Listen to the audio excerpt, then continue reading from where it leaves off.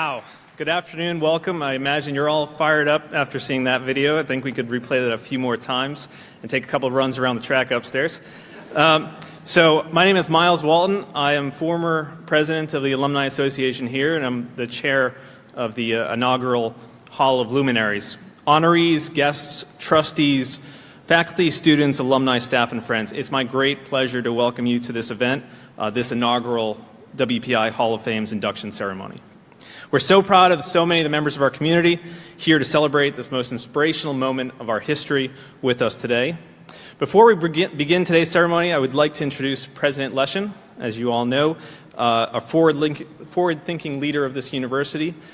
She is our 16th president of the Institute, and she had the idea to have this birth for this Hall of Innovation. So, President Leshin.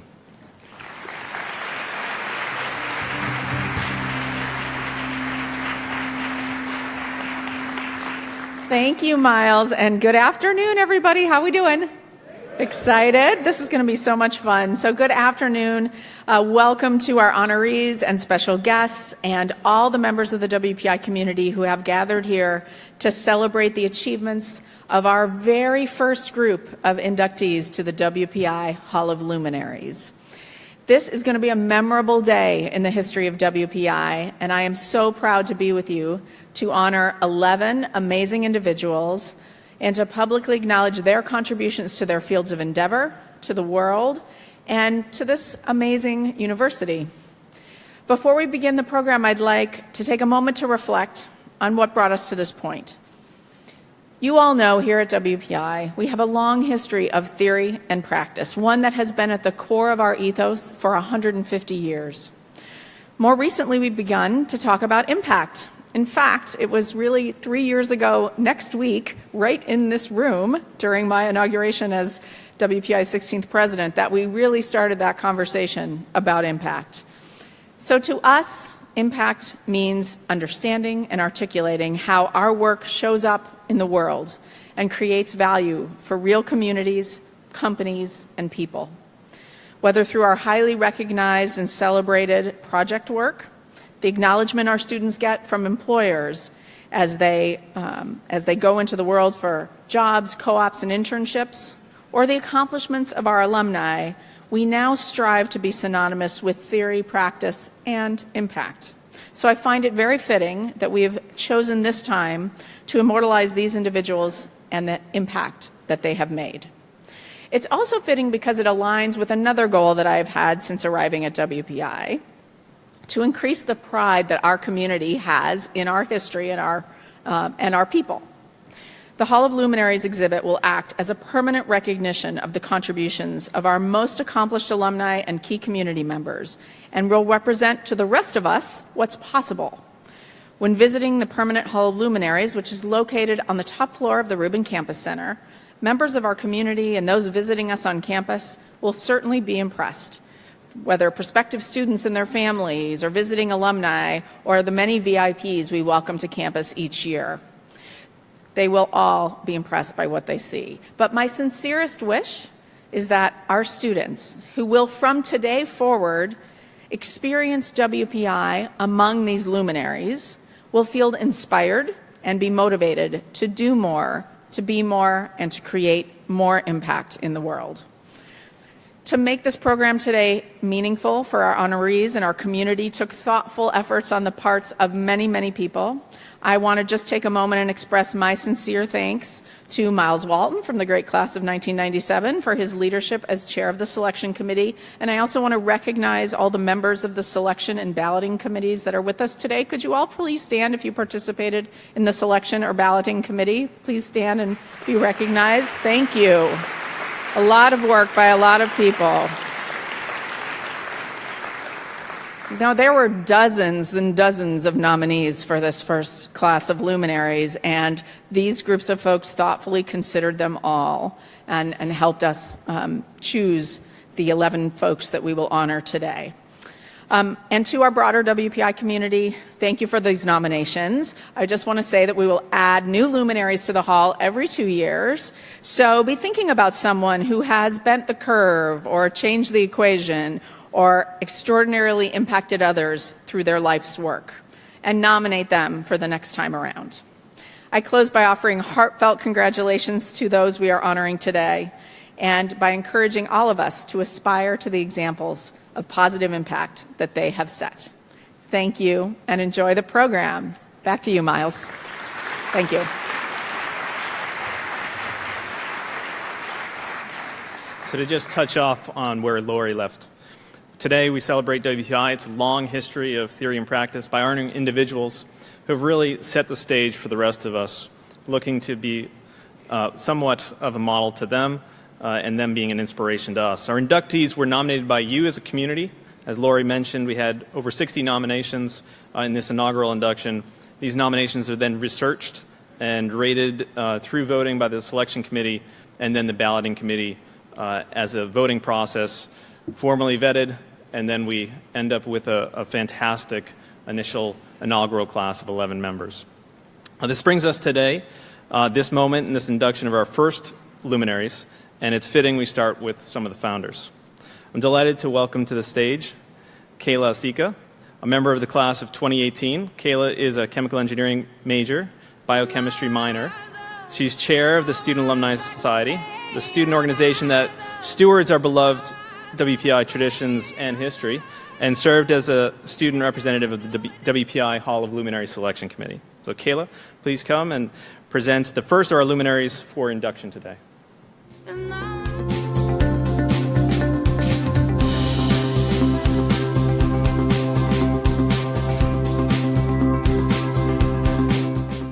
Dr. Wallen and President Leshin, as we begin today's ceremony, it is my honor to present John Boyan, ICHABOD WASHBURN, and Stephen Salisbury II for induction into WPI Hall of Luminaries. John Boyan, ICHABOD WASHBURN, and Stephen Salisbury II had the vision and leadership to turn the dream of an institution like the Worcester Free Institute of Industrial Science into a reality. John Boyan, who achieved success in business, real estate, politics, and banking through his tinware manufacturing business, had a dream of using his fortune to establish a school where young men could learn scientific basics and then go into careers in the many growing industries of New England. He pledged his life savings, almost $100,000, to achieve this dream, provided the citizens of Worcester would raise money to buy the land and erect the necessary buildings. ICHABOD WASHBURN, an indentured apprentice from before the age of 9, who became a captain of industry as a young man, sought to establish a new type of school, one that would replace an age-old apprentice system with a formal education program for tradesmen. To this end, he established the Washburn Shops with his founding gift. Among the Worcester civic and business leaders who helped bring these two ideas together, Stephen Salisbury II was instrumental in the founding of the Worcester County Free Institute of Industrial Science. He proposed that WPI be built on one of Worcester's 7 hills and offered 5 acres and a sum of money. That was the beginning of his many donations of funds and land. He led the trustees through the early years of the Institute, and on June 3, 1865, he was voted the first president of WPI's board of directors. Thanks to these men, we are here today, celebrating and recognizing individuals who have achieved far beyond what have made many remarkable contributions to the world because of Worcester Polytechnic Institute served as their launchpad. Thanks to these men, we are here celebrating a community that continues to rise to the challenges and advance our global society.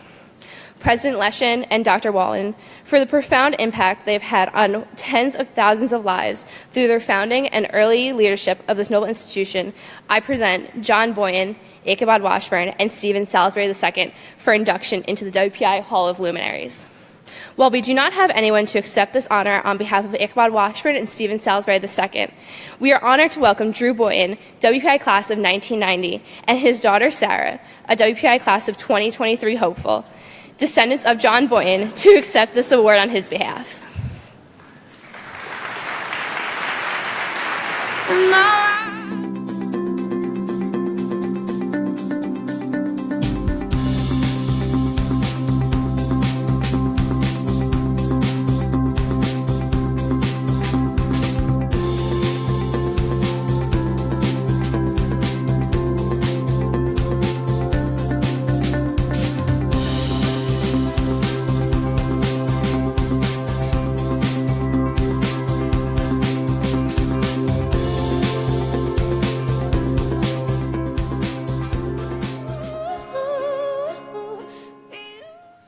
We're going to have interlude music. This is like the Red Sox game. Everybody gets to pick their own song. So before I introduce our next presenter, I want to make a special note on the trophy that you saw for the first time there that we're giving to our Luminaries. It's a one-of-a-kind original piece, specially commissioned for the WPI Hall of Luminaries. It's completely designed and made in Massachusetts. An original piece is permanently on display in the Hall of Luminaries' physical presence in the Rubin Campus Center. It's my pleasure to introduce Len Palizzato, class of 1970 undergraduate and 1972 graduate alumnus of WPI, a WPI Athletic Hall of Fame inductee, and former director of the Center of Globalization of Technology here at WPI. Dr. Palizzato earned his doctorate at Tufts University, widely recognized for his uniquely successful business development abilities. He's a partner of the practices of innovation. A centerpiece of his professional achievement has been the study, application, and teaching of innovation best practices. Len?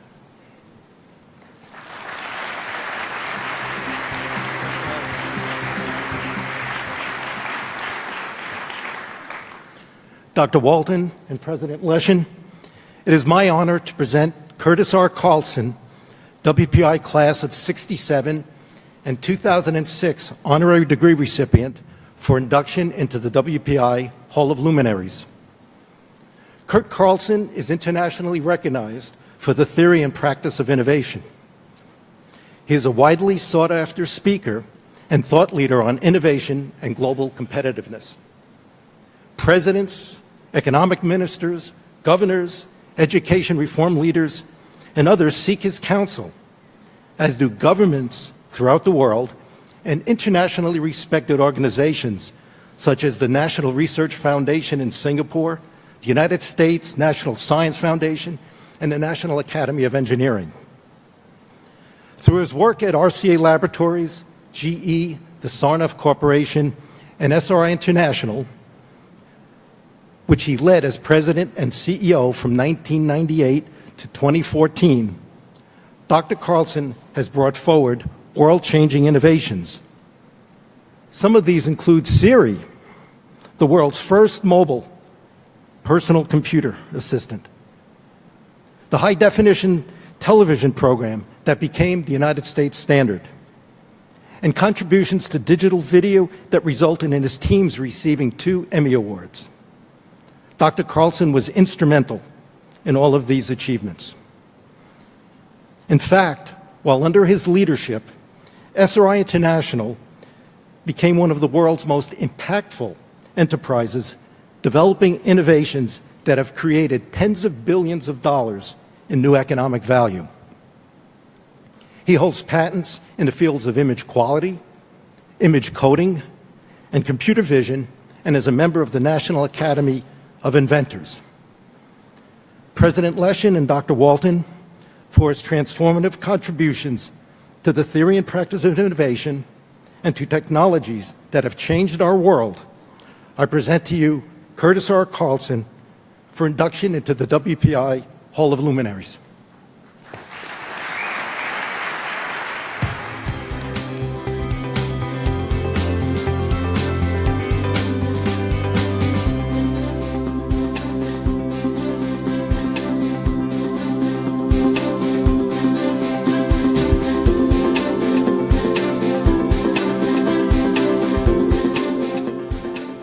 WPI goats.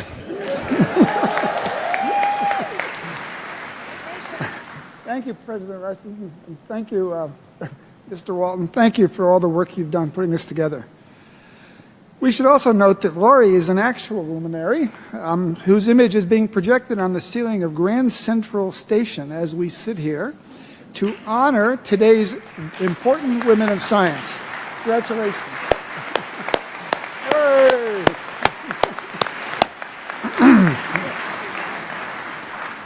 I want to thank my family members for joining us here. My brother Peter is here with Catherine. My sister Donna, unfortunately, is with a sick husband, so she couldn't make it. Len surprised me by showing up. He's not supposed to be here, and he is here, and he's now my partner in what we do together. We grew up in a tiny home in Cranston, Rhode Island, with the Narragansett Brewery as our front yard and Route 10, a street from our backyard. Our parents didn't have much, but they gave us everything important. They deeply loved each other, and they supported us in all that we set out to do. They encouraged me to study the violin with my grandfather. Fortunately, it took, and I became a member of the Rhode Island Philharmonic when I was 15. What that experience taught me is the importance of doing something you love with talented, passionate people, and the virtue of working really hard. I would often practice 6 to 8 hours a day. My parents enrolled me in the WPI summer plan, which is one reason I'm here today. We were very fortunate children. I was going to be an engineer, but I decided to switch to physics, so I went over to the physics department to make the change. We thought there was only one real physics teacher at WPI at the time, Professor Heller. Professor Heller was a German physicist with old school standards and a serious-sounding German accent. He was the best physics teacher. If a student got in trouble, the administration would assign them to his class. His lectures were precise and crystal clear. His board notes were flawless, all in size 36 font Helvetica. Perfect. If you couldn't make it with Professor Heller, you weren't going to make it at WPI. We were all a bit intimidated by him. I told him I wanted to switch to physics, and he just looked at me. Finally, he said in his German accent, "Mr. Carlson, you want to become a physicist? You? I had no idea what he meant, but I didn't think it was good. I took it as a warning. In his unique way, Professor Heller told me that I would have to step up. Like playing the violin, there were real standards. It was a great lesson. Even a brief interaction with a great teacher can have lifelong impact. Everything I've done has been based on a few principles encouraged by my parents, grandfather, and people like Professor Heller. Do things that are important, that people care about. Work with superb people who are committed to making a difference and work really hard. I always felt that the people I worked with were all much more talented than I was. I wish they were all up here with me today. And along the way, these great people taught me many things, including how to become an innovator. These were people of enviable spirit and human values. You quickly learn that intense collaboration is only possible with colleagues who exemplify absolute integrity and respect for others. I started my career at RCA. I had endless resources, great partners, and amazing projects like high-definition television. But I have to admit, my RCA career was unblemished by success. But at SRI, where I worked, as Lenny said, we had to be successful innovators. We had to earn our own way. Bit by bit, we learned. Eventually, most of the failed projects that we pursued at RCA became successes at SRI. We were the same people. We had learned how to become successful innovators. We had to learn these skills, unfortunately, the hard way. But you provide these skills to your students here at WPI every year. This morning with Facility, we discussed additional ideas for teaching value creation at WPI. I'm also working with the National Science Foundation to bring some of these ideas to our universities and to corporate America. I believe they can make a profound difference in America's prosperity. These experiences are why I'm so excited and proud to be what President Leshin and the WPI team are doing. You are giving students both the fundamental education and the project-based and value creation skills essential for success in today's world. These accomplishments are being internationally recognized. The Wall Street Journal rated WPI first in the nation in combining research and teaching. Bravo. I mentioned that I've always been blessed to work with people who are better than me. That certainly applies to my beautiful wife, Dudley.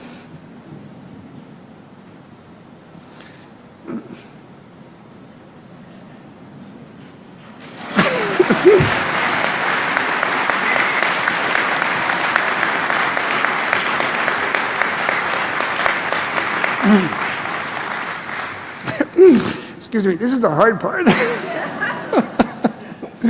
Sorry, I'm taking time here. Anyway, I'm sure everybody who knows Dudley will agree that I'm right about that. Dudley was also an educator, the children's librarian in Princeton. She won the National Library Association's Lifetime Achievement Award, and she was the first librarian to win the Albert Einstein Gold Medal for educational excellence.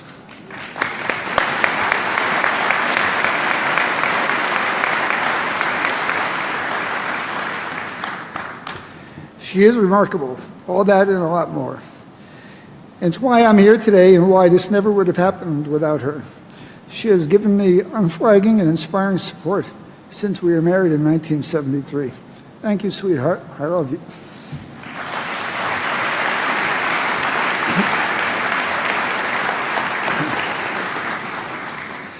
Finally, if Professor Heller were here today, he might say, Mr. Carlson, you are an award winner?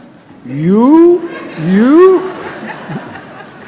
Well, Professor Heller, I want to thank you, my other teachers, family, and friends, and especially Dudley.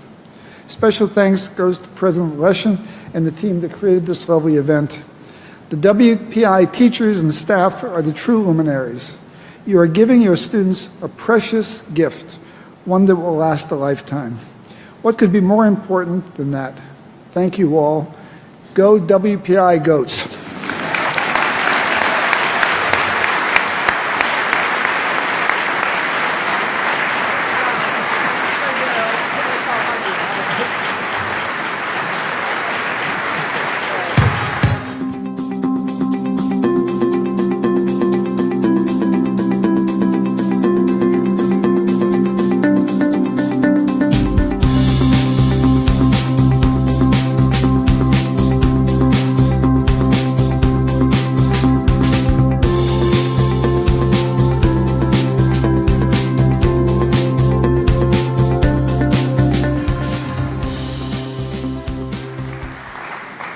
Thank you, Dr. Carlson and Dr. Palazzaro. It's my pleasure to introduce John Sullivan, WPI Professor of Mechanical Engineering and Associate Department Head of Mechanical Engineering.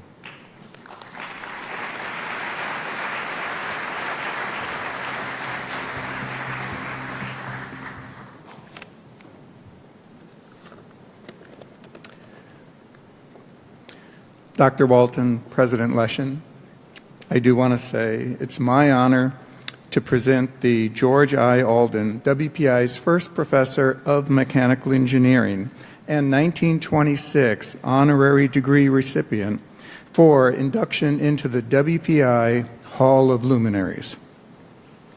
George Alden, an inventor, entrepreneur, helped shape the Industrial Revolution in his region.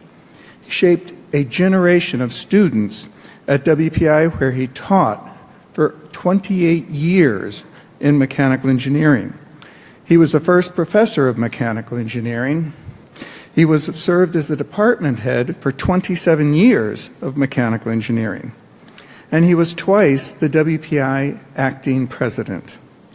He and his colleague, Milton P. Higgins, achieved national recognition in the 1880s and 1890s for their skillful and compelling espousal of engineering education that involved theory and practice.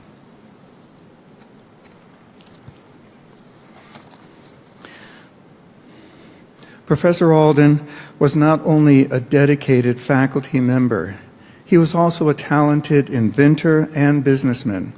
During his tenure at the Institute, he invented the dynamometer.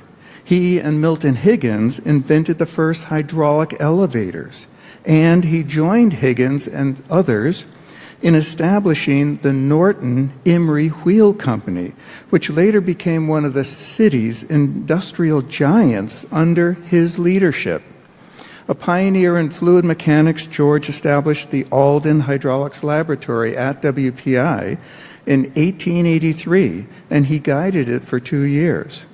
Later in life, Professor Alden continued an ardent interest in education at all levels, both public and private.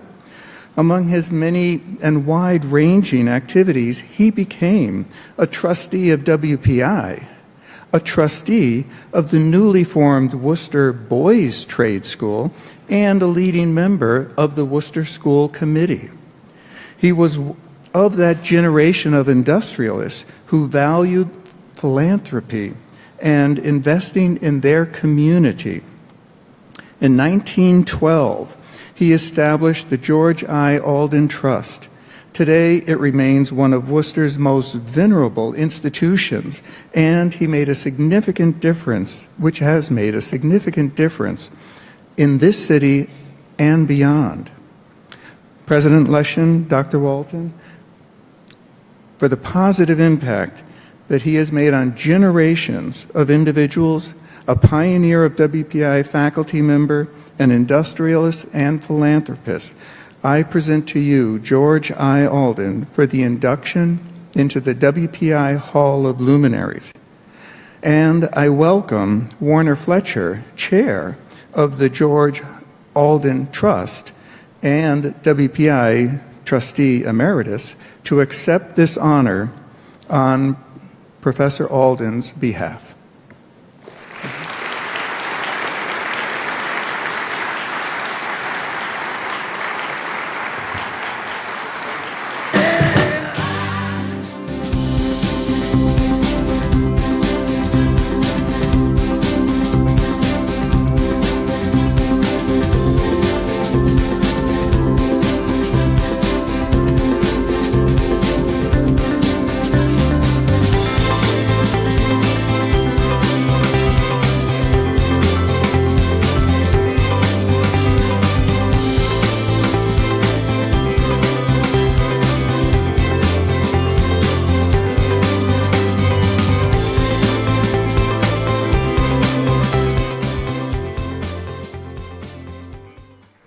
Thank you, Dr. Sullivan and Mr. Fletcher. I'm now delighted to welcome Paul Ventimiglia, class of 2012 graduate of WPI and ByteForce team leader and 2015 BattleBots champion. He started winning serious robotics competitions while a WPI student. In 2007, he was part of WPI Mass Academy of Math and Science team that actually won the first robotics world championship in Atlanta, Georgia. In 2009, he had led the university-sponsored team in the NASA's Regolith, or Moon Dust Excavation Challenge, and won the top prize with his Moonraker robot, which actually just walked by in the bottom of Higgins Labs today. And today, he's a robotics engineer at Aptix Designs. Welcome.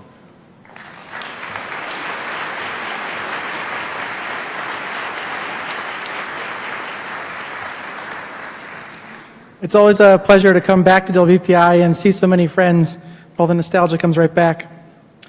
Dr. Walton, President Leshin, it is my absolute honor to present Dean KAMEN, WPI class of 1973 and 1992 honorary degree recipient for induction into the WPI Hall of Luminaries. Dean KAMEN is an inventor, entrepreneur, and tireless advocate for science and technology.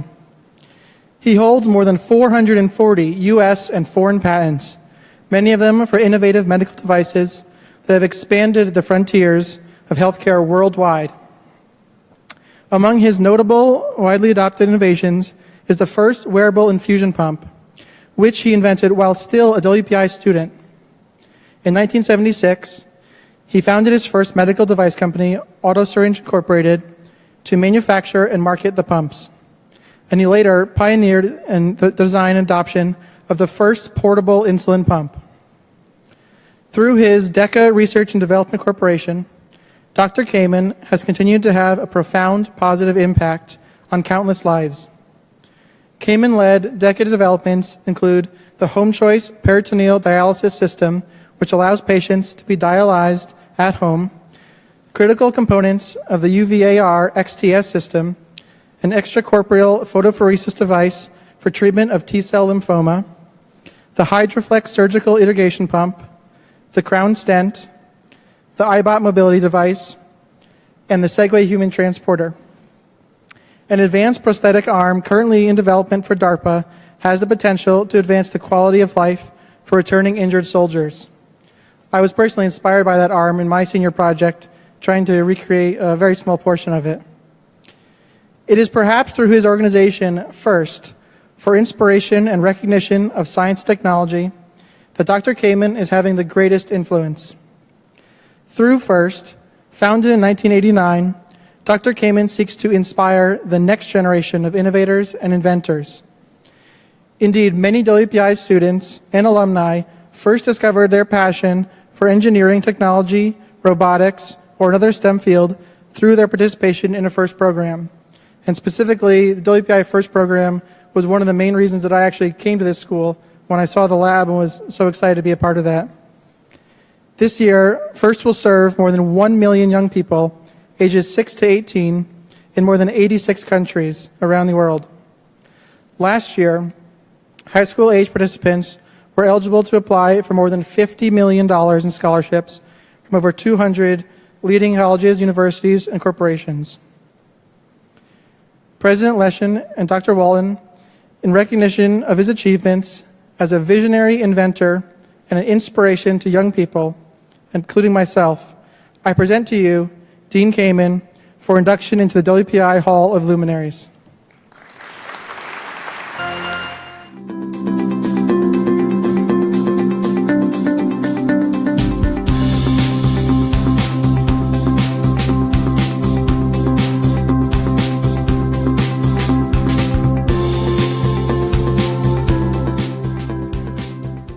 Thank you. That was an incredibly, overly gracious introduction, as is this award, by the way. I think I can up Dr. Carlson in one way. He pointed out his unblemished lack of success as a professional. I started that in kindergarten.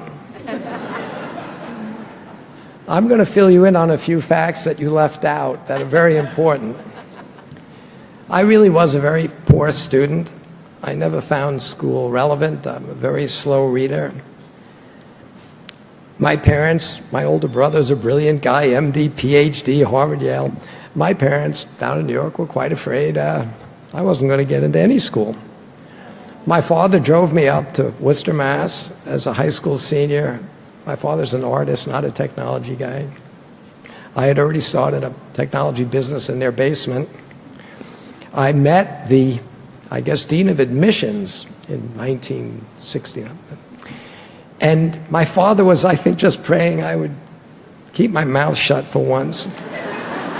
And I'll never forget, this guy looks at me and he's looking at my records, and I don't know what's in there, but it can't be pretty. And he says, Dean, he was like Heller, who, by the way, Dr. Heller, we affectionately refer to as the Red Vector. And I'll tell you about Dr. Heller. But the Dean of Admissions looked at me and said, on what basis could you convince me that you'll do better here than you did in high school? And I said, I have no basis to convince you of that at all. If this place has irrelevant nonsense going on every day to superficially expose me to stuff without a deep understanding, I'll probably treat you the same way I've treated high school.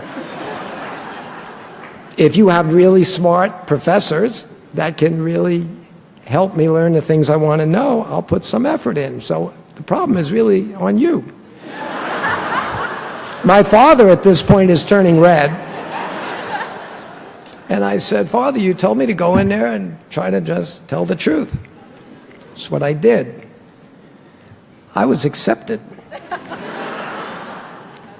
I got here, and I think it's a joke among all of my friends, but it's the truth. I tell people to this day, I spent the best 5 years of my life as a freshman at WPI. I immediately stopped going to class because it turned out they had phenomenal faculty people. The physics department, the math department, these people were deep in both theory. They could teach me a lot more than I would quickly reach the ceiling of what I could get from my high school teachers, whether it was about math or physics. But they were also into practice. And so I realized if I'm going to pay all that tuition, I've got this entire faculty here that are my personal consultants. And I could go to the engineering departments during the day, and they'd help me design things like insulin pumps. And then I could spend my leisure time in the math department and the physics department with professors that would teach me things that I just thought were astounding. I never sat through Dr. Heller's classes because all my roommates talked about the red vector as being merciless. But once I realized that the famous, unless you're a nerd into gravitational field theory, this wouldn't mean much to you, but 150 years ago, Baron von Itwas did an experiment by which he thought he proved that inertial mass and gravitational mass were equal to like 1 part in 10 to the 11th. I was thinking and thinking about that and figured he used the wrong sets of forces to do this.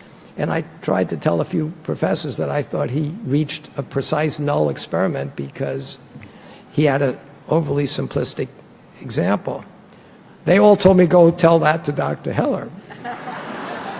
I went to see Dr. Heller and said, you know that Itwas experiment? And he said, you mean Baron von Itwas? And I said, well, whatever. He got it wrong. We agreed to disagree. I think history is going to show that he picked a slightly overly simplistic experiment. But I digress. You made a few points. Number one, that we worked on that arm for DARPA, and you said it was in development. I'm happy to tell you that the FDA has approved that arm. We delivered a few of them on Memorial Day to veterans.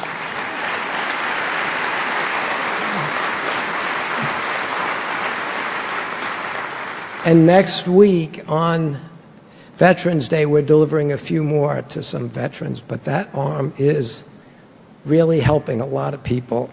And by the way, a lot of its development was from students that we recruited from WPI. You made a couple of other points about how big and how well FIRST has grown. What you didn't mention was in the first year of FIRST, 1992 was our first competition, I only had 23 teams. I went out to people and places I knew to get it started. I happen to own a helicopter company, so I got Boeing and most of the aerospace companies. I happen to do medical stuff, so I got companies like J&J and Baxter and Abbott.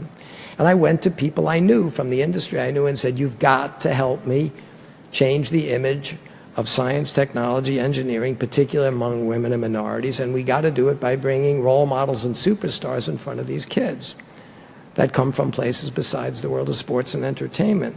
And you people have them all. I also reached out to a lot of universities saying, you are the most immediate potential beneficiaries of us creating an excitement around science and technology among kids. And it's true. You pointed out that as of last year, we had over 200 universities with teams, and we handed out $50 million in scholarships. What you didn't point out was in year one, there was one university team. We got one scholarship. It was from WPI.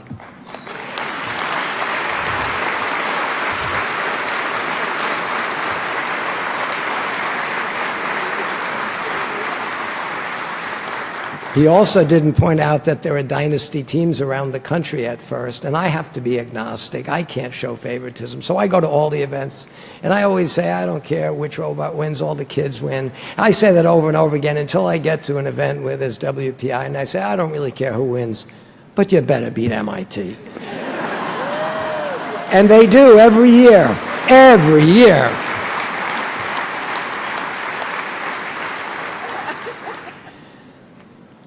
You also didn't point out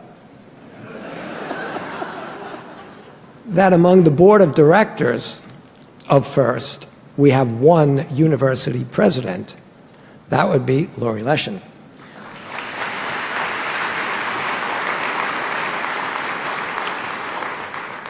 You also didn't point out that as DECA grew, we now have about 500 engineers in my day job. Yep, I do a lot of recruiting from here. But we started last year as a result of the Department of Defense awarding us $80 million, which we got matched by a few hundred million in industry, a grant to essentially create an industry focus to bring technology, to bring engineering to the world of the science of regenerative medicine in the same way that Silicon Valley brought scale and industry to what the semiconductor industry became after they invented or really understood and discovered semiconductors at Bell Labs. The science of the semiconductor is amazing, but Bell Labs did not become the industry that allows you to have 3 billion transistors here for a couple of $100. It was the engineering community that evolved a whole ecosystem around that core science. We need to develop the ecosystem to turn regenerative medicine from the miracles in roll of bottles and petri dishes, and I'd suggested to the DoD that we should do that by creating a nonprofit coalition like FIRST to make that happen. And we need to bring a lot of diverse industries that don't even realize how complex and sophisticated the needs are going to be to take the miracles of regenerative medicine to industrial scale. So I did what I always do. I called Lori Leshin. And she's only been your president for 3 years, but from the moment I saw her, I figured I do things differently. Universities grab their students and never let go. You got tuition from them up front, and they get a lump. You never let go. I figured from the time I got here and turned your campus into my set of consultants that helped me from day one, you are the institution that keeps on giving. And when I needed to get FIRST going, I called on WPI. When I needed now to get Army up and running, I called on Lori again and said, I know I've asked you to commit to FIRST. I hope WPI gets more out of it than they put into it, because we're giving you access to tens of thousands of kids, many of whom come here because of FIRST. Living proof. And I said, we're starting another major organization that I hope will be the birth of a whole new industry, and I think WPI ought to take real leadership there. I've got the chairman of the largest automation company in the world agreeing to join my board, the founder of Boston Scientific on my board representing industry. I got world-class I said, I want the president of a major university that sits at the intersection of theory and practice to represent industry for us. And once again, WPI, in the name of Lori Leshin, stepped up. So I promise you that I do understand life's a two-way street, and I know that I owe to WPI a lot. And as soon as I'm in a position where pouring it in that direction instead of pulling it, it will come. But in the meantime, there's been my literally entire adult life has been, I have no regrets about, from the first day I came to WPI till now, when I recruit as many of your students every year. I had dozens of them as summer interns. I think WPI has got an understated but incredibly powerful role in the world of technology. And the idea, once again, that it took Lori Leshin, your relatively new president, to recognize, consistent with why we run FIRST, that WPI shouldn't be standing in the shadows. It should be putting luminaries out there in front of kids from all over, particularly women and minorities, and say to them, the world of science and technology needs heroes and role models and superstars, because in a free country, in a free culture, you get the best of what you celebrate. There's nothing wrong with celebrating sports and entertainment, their amusements, their sideshows. But the business of America, the future of America, will depend on having world-class scientists and engineers. And to get leadership to make that happen, it's WPI. Thank you.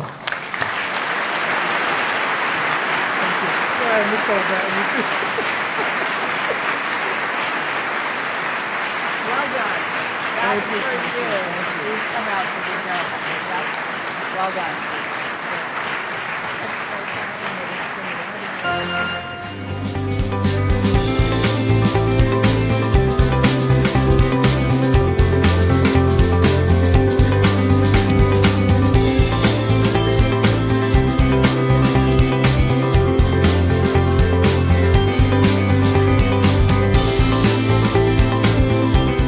Thank you, Dr. KAMEN. Thank you, Mr. Ventimiglia. That was the toughest presenter role ever. I'm not sure I want to be in those shoes. We're delighted to have with us today George Morrow, Deputy Director of the Goddard Flight Center. It's probably a dead giveaway for who he's going to present as the next inductee. Mr. Morrow began his career at Goddard in 1983. He's held positions in the Space Power Applications Branch as Deputy Project Manager at the Hubble Space Telescope Flight Systems and Servicing Project, as Deputy Associate Director of Flight Projects for the Hubble Space Telescope, and as the Earth Observing System Program Manager. Prior to becoming Goddard Deputy Director in 2015, he served as the Director of Flight Projects for 7 years. Pleased to have you as part of our ceremony today, Deputy Director Morrow.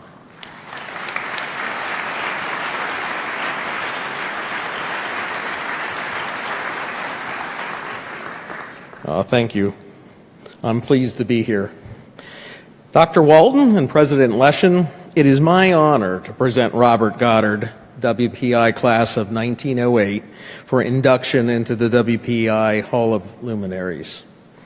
Robert Goddard is the stuff of legend. He had a vision of freeing mankind from the bounds of Earth, of conquering space and beyond, and he achieved it. A phrase from his high school valedictorian speech is emblematic of his life. Quote, "The dream of yesterday is the hope of today and the reality of tomorrow." At WPI, Dr. Goddard was an exceptional student. He showed a notable proclivity for invention. For example, publishing in Scientific American what is thought to be the first proposal for the use of gyroscopes to stabilize airplanes. Dr. Goddard continued his studies at Clark University, where he became a professor, though he returned to WPI to conduct ongoing experiments with solid fuels in the magnetics laboratory. But it was his work on liquid-fueled rocketry that would have its greatest impact. His research, which earned him 2 of his early patents for liquid fuel propulsion and multi-stage rocketry, culminated on March 16, 1926, as he launched the world's first successful liquid-fueled rocket.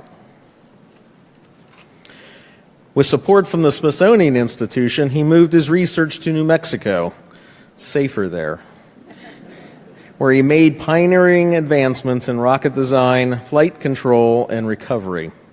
During World War I, he demonstrated the basic idea of the bazooka, and with government support during World War II, he developed jet-assisted takeoff for bombers and rocket motors capable of variable thrust.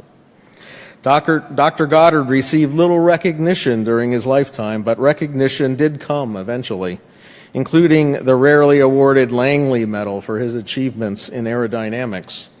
Perhaps most significant, in 1959, NASA dedicated the new Goddard Space Flight Center in Greenbelt, Maryland, in his honor.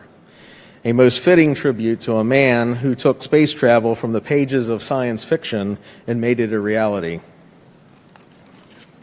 President Leshin and Dr. Walton, it is my honor to present to you Robert Goddard, the father of modern rocketry, for induction into the WPI Hall of Luminaries, and to welcome Doug Petke, WPI Physics Department Head, to accept this award on Dr. Goddard's behalf. Rocket Man.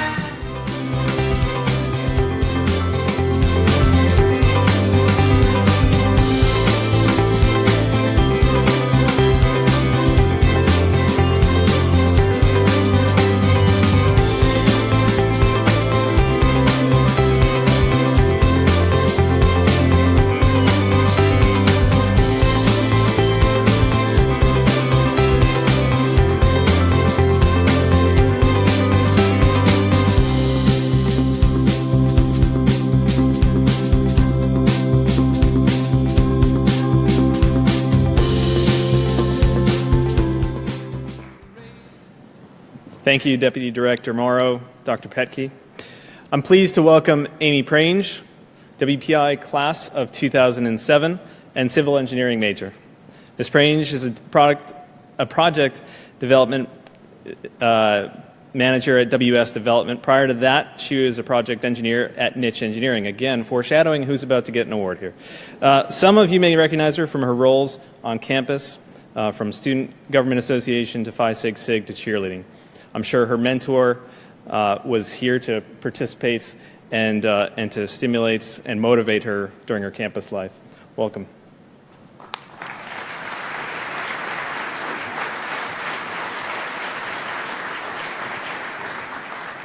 Hello. Dr. Walton and President Leshin, it's my honor to present Judith Nitsch, WPI Class of 1975 and 2015 Honorary Degree Recipient for induction into the WPI Hall of Luminaries. Judy Nitsch graduated with the pioneering women of the Class of 1975, and she has been blazing trails ever since. It was clear from the beginning of her career that nothing was going to hold Dr. Nitsch back.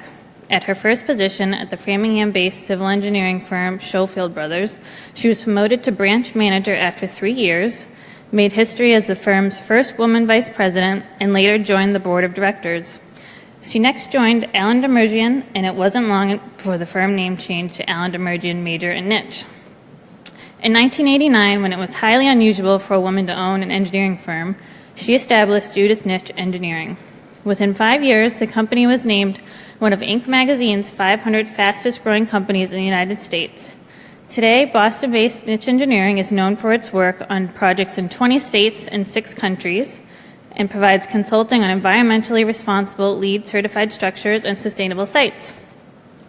Dr. Nitsch is considered a national leader in her field, serving on the board of directors of CREW for 5 years, the Commercial Real Estate Women Network, and was the 2014 president of the national organization. She served as president of the Society of Women Engineers Boston section and was the youngest and first woman president of both ACEC, the American Council of Engineering Companies of Massachusetts, and the Boston Society of Civil Engineers section ASCE. She's also the first alumna elected to the WPI Board of Trustees. As a longtime member and chair of the board's Facilities and Campus Infrastructure Committee, she brought a commitment to sustainable development to WPI, which has led to several LEED certified buildings on campus. Judy's achievements, however, go far beyond civil engineering. Throughout her career, she has remained profoundly concerned with sharing her experiences and knowledge in an effort to help ensure the personal and professional success of others, especially other women. Legions of WPI students and alumni, myself included, count her as a thoughtful and active mentor and can credit her with providing support, encouragement, and advice that is needed to achieve beyond even your own expectations. She has been an inspiration to me since my first meeting during my freshman year, the end of 2004, and is the single most important influence in my professional life. President Leshin and Dr. Walton, it's my honor to present you Judith Nitsch, leader in sustainable engineering and mentor to many, for induction into the WPI Hall of Luminaries.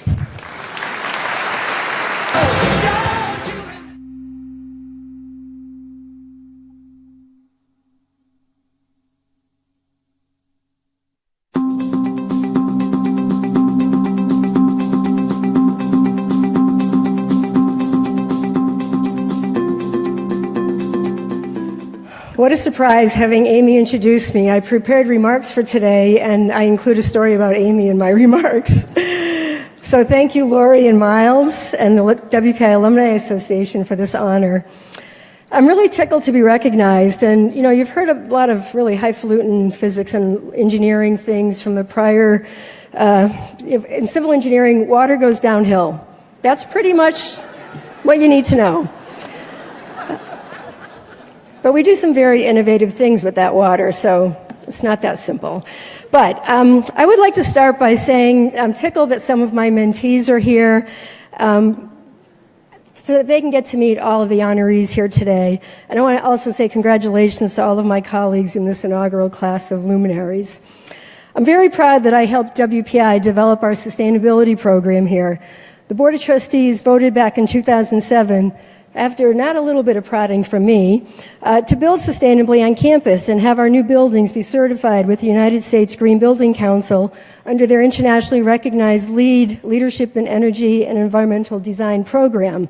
My firm does work with a lot of universities, and I had been seeing many of my clients, which include people like University of Virginia, Princeton, Yale, Harvard, MIT, really good schools that WPI, I said, we need to be in that same league. And the board voted that all of our new buildings would be LEED certified and to the highest extent possible. Our first one, Bartlett, was LEED certified.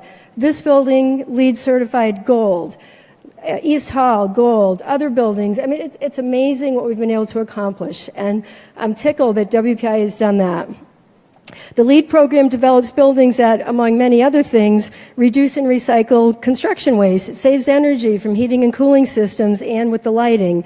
And they provide amenities like views to the outside, daylight, and fresh air intake air for the inhabitants. So you're really more alert during the day when you have a lot more fresh air. So the annual operational costs of LEED buildings are much less than traditional buildings. But the biggest benefit, however, is that the WPI faculty, staff, and students working and studying in a LEED building perform better, they're healthier, and they're more productive. What's not to like about that? We've been honored with many rankings and studies for our sustainability practices, including going from a D- the first year to an A- 3 years later on the College Sustainability Report Card's national rankings. Now, I have to admit, I was able to get the WPI facilities and sustainability people, staff, to speak at a higher ed program with the person in charge of that ranking program because he needed to know more about WPI and what we were up to. And WPI needed to learn about how to do better in rankings and what does it take and what do we need to do as a university. And it goes to everything from food to the dormitories to the classrooms to how we manage all of the things that we do here on our campus. Anyway, so that was shameless, but it was definitely effective. I really want to focus on my mentees, though, for the next few minutes. I've had the pleasure, real pleasure, of being part of the WPI Trustee Student Mentor Mentee program since it began about 20 years ago. I've always been assigned women students, mostly civil and environmental engineering, but I've had a few outliers from fire protection or chemical engineering and even a pre-med. Because I'm not here in Worcester, I would tell them all that I would be more quality than quantity as far as time getting together, but that I would be here for them whenever they needed me, during their undergraduate years, when they were in grad school, and even after graduating. I'm delighted, and this is what I had written before I knew Amy was gonna present me today. I'm delighted that one special mentee is here, Amy Prange, a civil engineer from the class of 2007. So I met Amy when she was a freshman, as she said. The head of the WPI Management Engineering Department asked me to speak with her. He called me up, I was at work, and he said, "There's a young woman I would like you to meet. Would you mind spending some time with her?" I said, "Not a problem." He said she was thinking about transferring from civil engineering into management engineering. And he was very astute because he said he realized she came to him not because she wanted to become a management engineer, but because she wanted to leave civil engineering. And he knew she needed to talk to somebody who loved civil engineering. So she came to my office and we had a conversation, and I thought that was that. Well, 2 years later, I was assigned, or maybe I should say she was assigned me, I was assigned her in the Trustee Student Mentor Mentee program. And so clearly she had listened to me, and I was thrilled that she became my mentee. During her senior year, Amy announced that she wanted to come work with me at Niche Engineering, and I said, well, I don't do any of the hiring, but I'll definitely speak to the person who does. And long story short, she worked for us for 6 years, got her professional engineer's license, and did some very, very important work on commercial real estate projects in the Boston area. Then, to my deep sadness, dismay, she resigned to go work for a real estate developer client. The operative word here is client, because now my mentee is my client. And she's my friend, who I'm extremely proud of. And for those of you who have noticed that we have sign language interpreters every year at baccalaureate and at commencement, ask Amy why. That's one of her legacies here at WPI, and I'm very proud of that. So besides the students,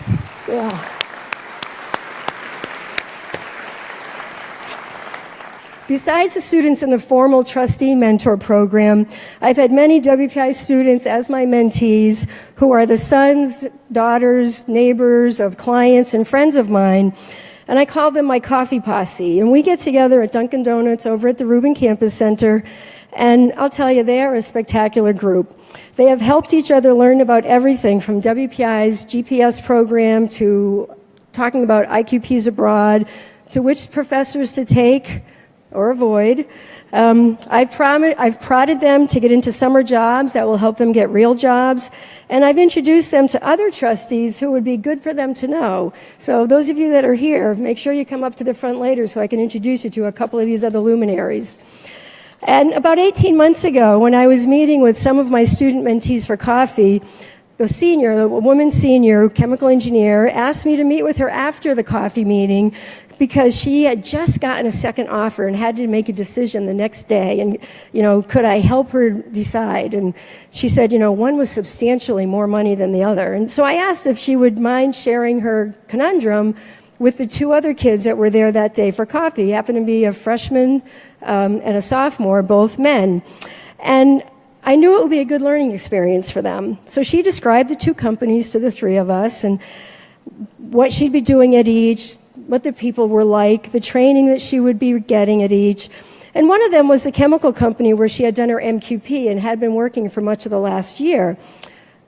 All I said to her after she described the two companies was that I remarked that her face lit up when she talked about the atomic submarine job versus the chemical company job, and that even at the lower offer with the atomic submarine job, that she'd be making more money than 90% of the college graduates in the United States. So if she took the lower offer, I thought she might be happier and that she should really think about it. That not making the big money wasn't the big thing, and then we all strategized on what she could do to negotiate to make that lower offer a little sweeter. She and I spoke last night. She's still at that nuclear sub company, and she's loving it. Even better, though, is that the father of one of those two boys, who's a real estate lawyer that I know from work, told me that his son told him about the meeting and said that he learned more in that 1 hour than he had in his whole prior year at WPI. And I know that was an exaggeration, but it sure made me feel good. And I know it helped him. So I think of all of them as my kids, and I couldn't be more proud of them. So in closing, I just want to say thank you to my sister. It's kind of hard to see with the lights here. My sister, my brother, his wife, their son David Nitch, another class of 07 WPI grad, Amy. My current trustee, mentee, Missy, who's here.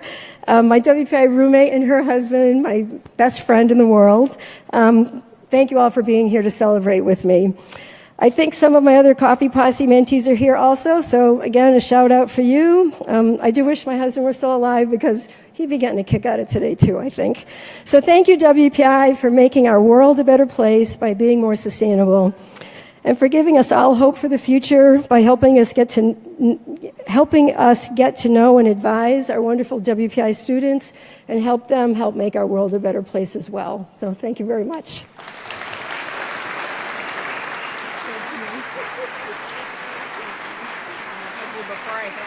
Okay, thank you.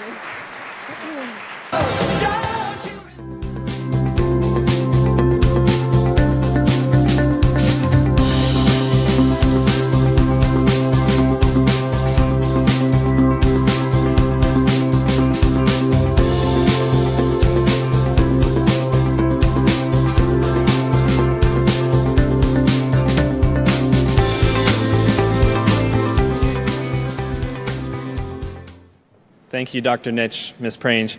It's now my pleasure to introduce Chris Wooby. Chris is the WPI Associate Dean of Undergraduate Studies and Associate Professor of Chemistry and Biochemistry. Dr. Wooby has played a significant role in the development and implementation of WPI's Great Problem Seminar. This is an evolution of the WPI plan, and one of the reasons the university was actually awarded the National Academy of Engineering Bernard M. Gordon Prize for Innovation in Engineering and Technological Education in 2016.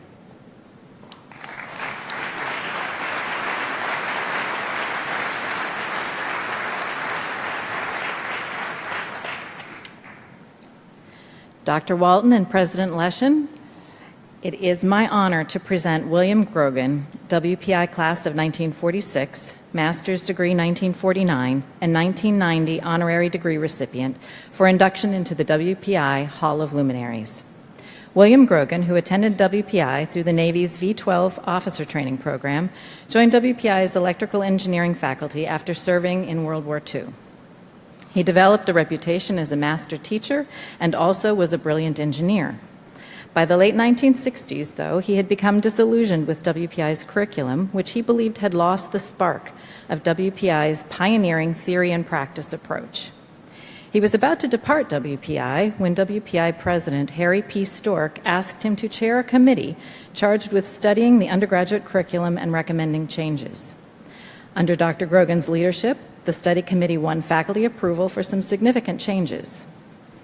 Under President Stork's direction, Dr. Grogan was elected to a faculty planning committee in 1968 to take a more comprehensive look at WPI's approach to undergraduate education. As part of that committee, he helped shape a groundbreaking curriculum in which the major degree requirements were all projects. The program, known as the WPI Plan, was approved by the faculty on May 29, 1970. Dr. Grogan's involvement continued and deepened. He became WPI's first Dean of Undergraduate Studies and led the plan's implementation, a 15-year process. He helped win significant external support for the plan's implementation. He led the development of WPI's first off-campus project center in Washington, D.C., and enthusiastically helped the Global Projects Program grow in its early days. Whenever able, he served as a project advisor at overseas sites, even long after he retired in 1990. Many helped bring the WPI plan to fruition, and many have advanced it since. In its early years, Dr. Grogan was its leader. Even decades later, he was recognized, always, as the face of the WPI plan.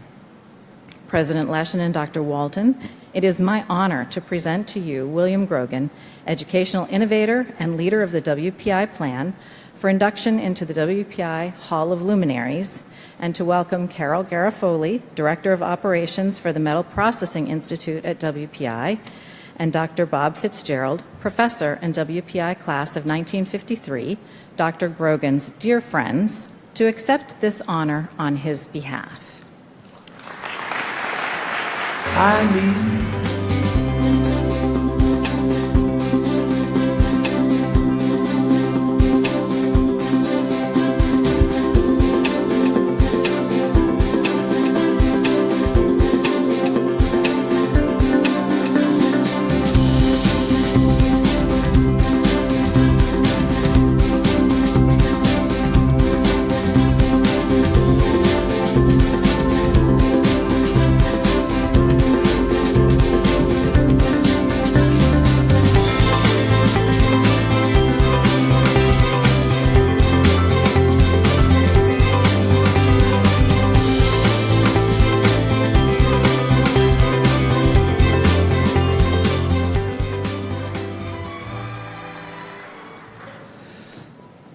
Thank you, Dr. Obi, Ms. Garofoli, Mr. Fitzgerald. I'm now pleased to introduce Robert Kaplan, Senior Fellow and Marvin Bauer Professor of Leadership Development, Emeritus at the Harvard Business School, and co-creator, co-developer of the activity-based costing and the balanced scorecard.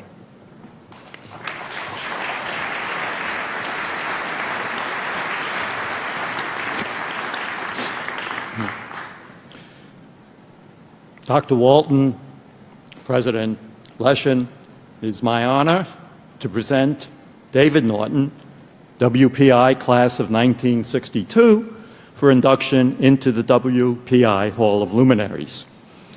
David Norton is one of the world's leading authorities on strategic performance management.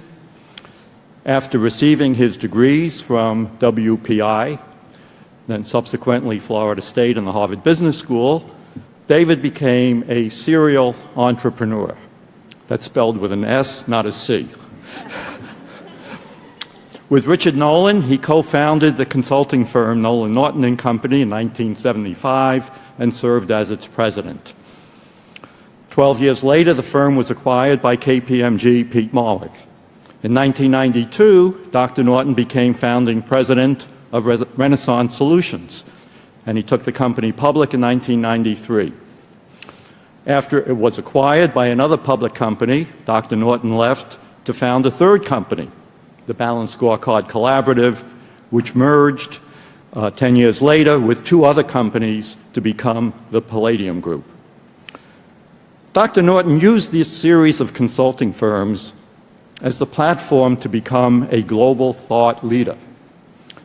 He is the rare practitioner to develop powerful frameworks that have both been taught in academic institutions and also implemented worldwide to influence management practice.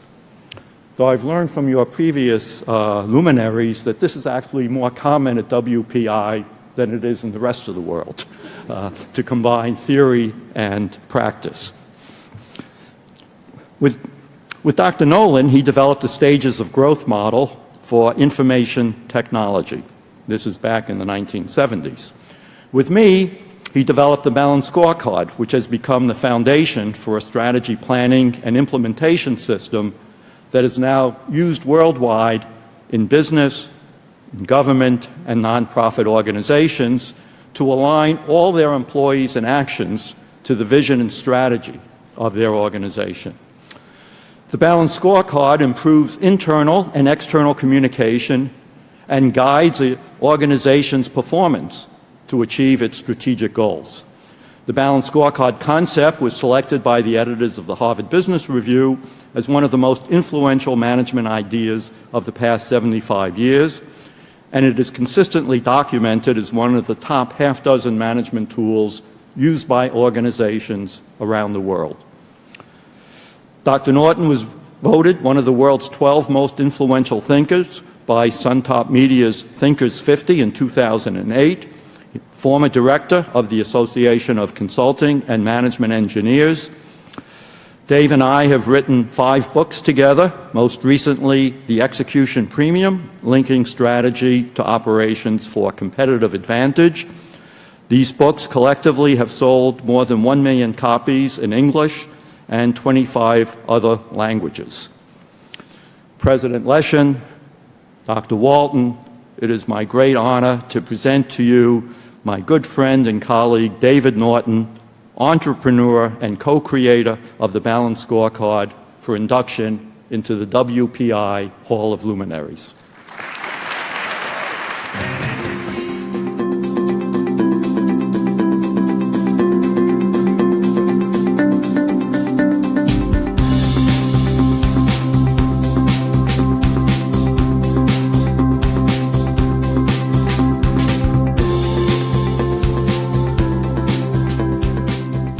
Wow. How do you fill in behind all of this excellent experience that we've been exposed to? It's been 75 years, not quite 75, it's been 55 years since I walked away from here with my electrical engineering degree, and so now I come back for this honor, and I'm looking for a way to express my emotions. And maybe the best way would be to think of this 55-year lapse as the journey of Rip Van Winkle.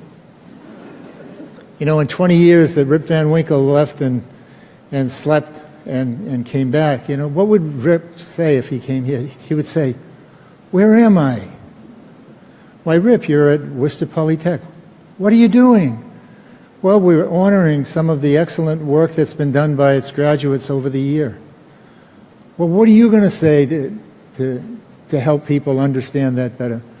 Well, I'm going to say my career, and looking back at the successes and failures, there were 3 things that I did that I can communicate to you. 1, family. 2, colleagues, partners. 3, ideas. That's my recipe. Let me talk a bit about each of these. You know, first of all, the family. You know, if you don't have a family to go through these times with you, it's a pretty lonely journey. You know, the family is, by nature, the point of stability you have to build on. And, you know, there are long days if you're building your own company, or even if you're working as a consultant for somebody else's company. There are long days. There's pressure, there's tension, there's success, there's failures, and you need to have your family with you. I always had that luxury. You know, there's an old saying that any successful man, behind a successful man stands a woman who's surprised.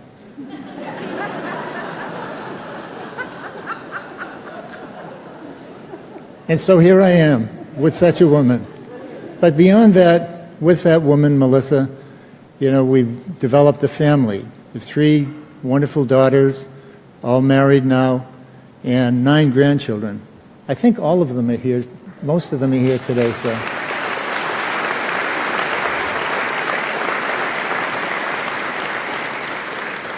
As Willie Nelson put it, you know, they are the wind beneath my sails. Secondly, the colleague, the partner. I'm a partnering kind of guy. You know, sports that I played were always team sports, basketball, baseball. I've had the privilege of playing lacrosse here at WPI for 4 years, back when we were turning out teams that had perfect records. Enough said. Gee, I didn't know that the reputation was that broad spread. Yeah.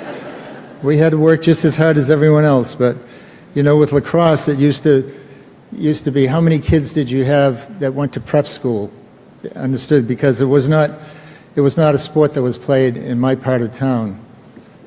So the partners, if I look back at Bob just described most of the organizations that I was involved in creating, but in each one of those, note there was a partner. Bob, Dick Nolan in the Nolan Norton and Company, David Lubin in my second company, and Bob himself, and probably the most rewarding experience that I've had has been working with Bob to build a company. And the company becomes the excuse for building relationships. You go to work every day to be challenged and pushed. Well, you have a partner to do that with. So again, the concept of family morphs into partner. So let me talk to the third issue. You know, we've been talking about successes. You know, most of the stories are about tangible successes. You know, Judy builds things. You know, we have products that are tangible. You can count them, you can touch them. But we have over here, you know, this emerging phenomenon called the knowledge economy.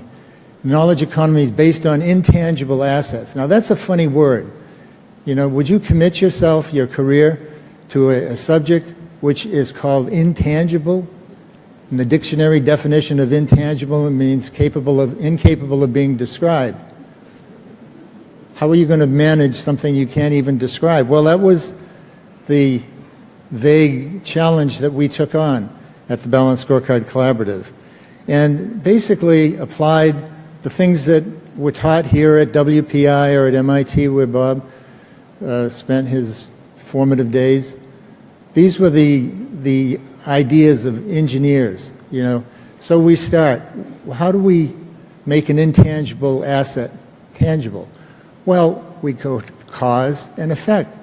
You know, you can't measure the intangible, the outcome, unless you understand the drivers. So cause and effect, engineering concept now being applied to an intangible asset, like quality, like customer, like people.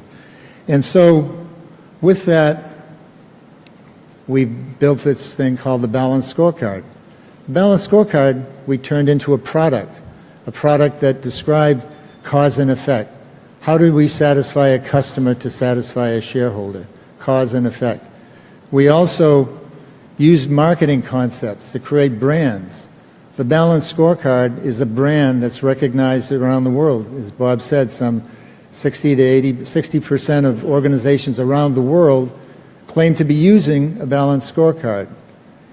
We globalized the product. The Balanced Scorecard books, you know, sold over 1 million copies, but more importantly, they've sold in 23 different languages. In those 23 different countries that speak the 23 different languages, there are consulting firms that we have now trained and certified to apply this approach. So, in effect, we're doing all the things that a product company would do with intangible assets.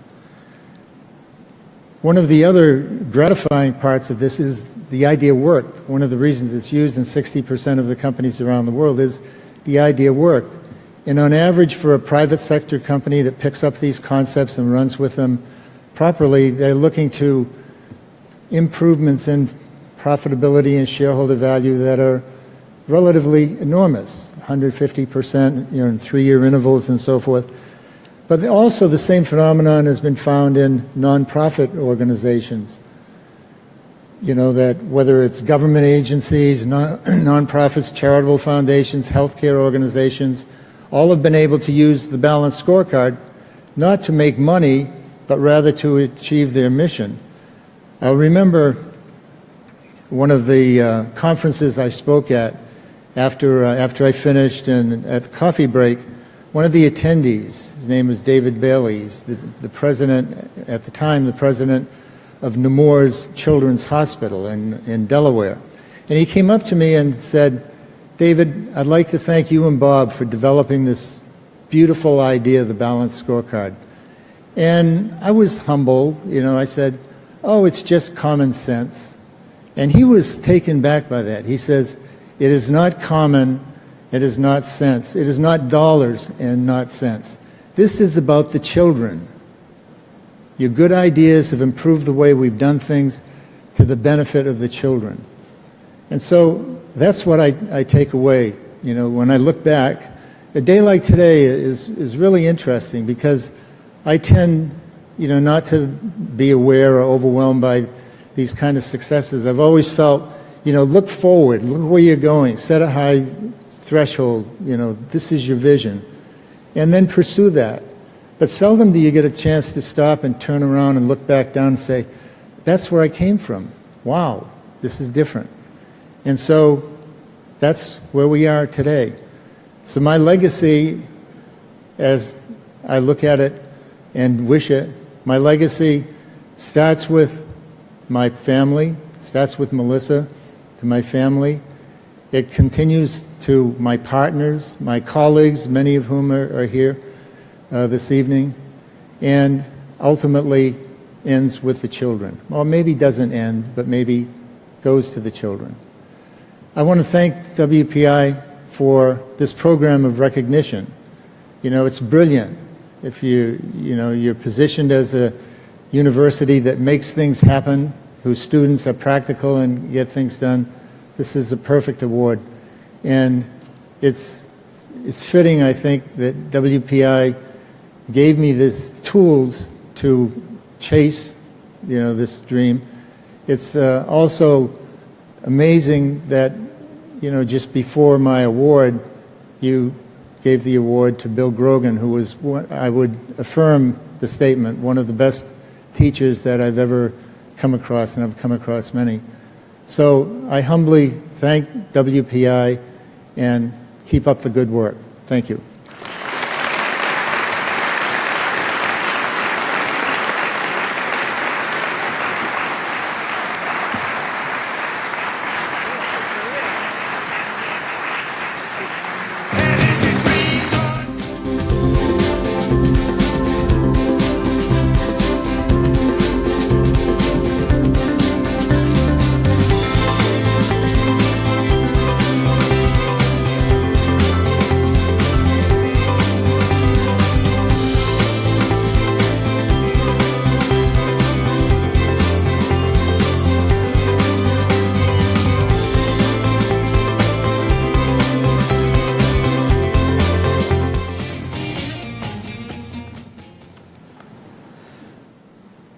Thank you, Dr. Norton, Dr. Kaplan.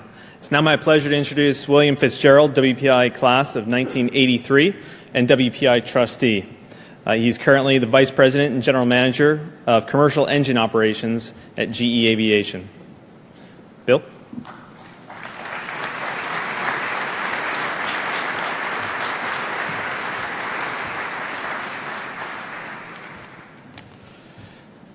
Dr. Walton, President Leshin, it is my honor to present Richard Whitcomb, WPI class of 1943 and 1956 honorary degree recipient for induction into the WPI Hall of Luminaries. Richard Whitcomb grew up in Worcester building model airplanes and went on to become the most significant aerodynamic contributor in the second half of the 20th century. After graduating from WPI, he joined NASA's Langley Research Center. With World War II underway, aeronautical engineers were busy working to improve America's military air superiority. In less than a decade, Dr. Wickham tackled and solved one of the biggest challenges of the day: how to achieve practical, efficient, transonic, and supersonic flight. He theorized that the shape of the fuselage could be changed to reduce the shock wave that causes excessive drag near the speed of sound. The basic idea, the area rule, was to ensure a smooth cross-sectional area distribution between the front and the back of the plane. For that innovation, the Langley engineer won the 1954 Collier Trophy, aviation's highest award, for the year's greatest achievement in aviation in the United States. Dr. Wickham then solved two more important challenges. His supercritical wing revolutionized the design of jetliners after the 1960s. The key was the development of an airfoil that was flatter on the top and rounder on the bottom, with a downward curve on the trailing edge.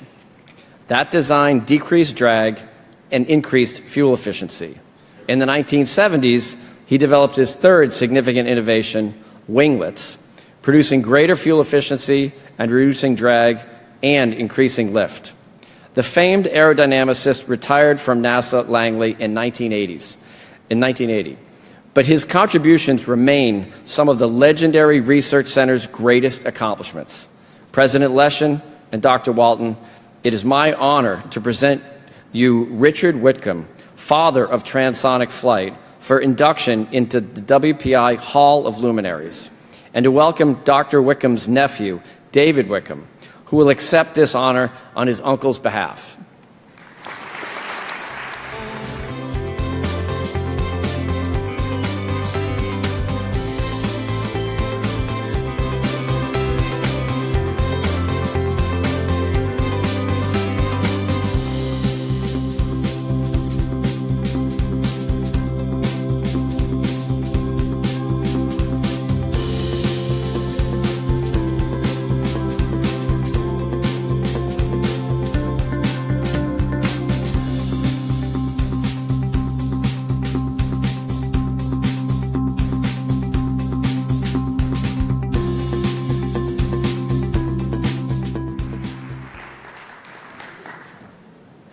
Thank you, Mr. Fitzgerald, Mr. Whitcomb. And thank you to all the honorees and presenters, their guests, our alumni, students, faculty, staff, friends, in sharing today's festivities. Began this celebration with the three of our founders who established the Worcester County Free Institute of Industrial Science. Thank God we changed that name. Because they saw a need to educate leaders of tomorrow.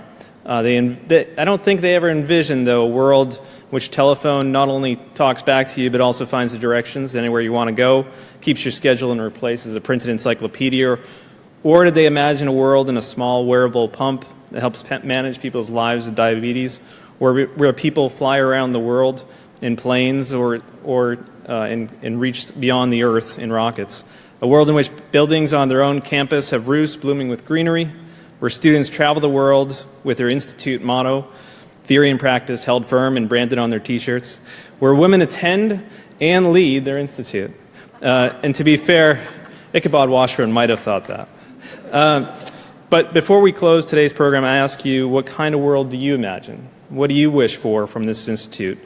Look to the luminaries who inspire you, those who have presented with you today, and those who will shape tomorrow. I challenge you to keep doing what WPI has done so well, imagining, innovating, inventing, and bringing great minds together to turn great dreams into visions and then reality. The program is about to conclude, but please join us on the upper level of the Rubin Campus Center, where you'll see the Hall of Luminaries and its physical instantiation. Will officially open the hall and present the permanent exhibit along with a reception to all of you. Thank you, and please proceed to the Rubin Campus Center.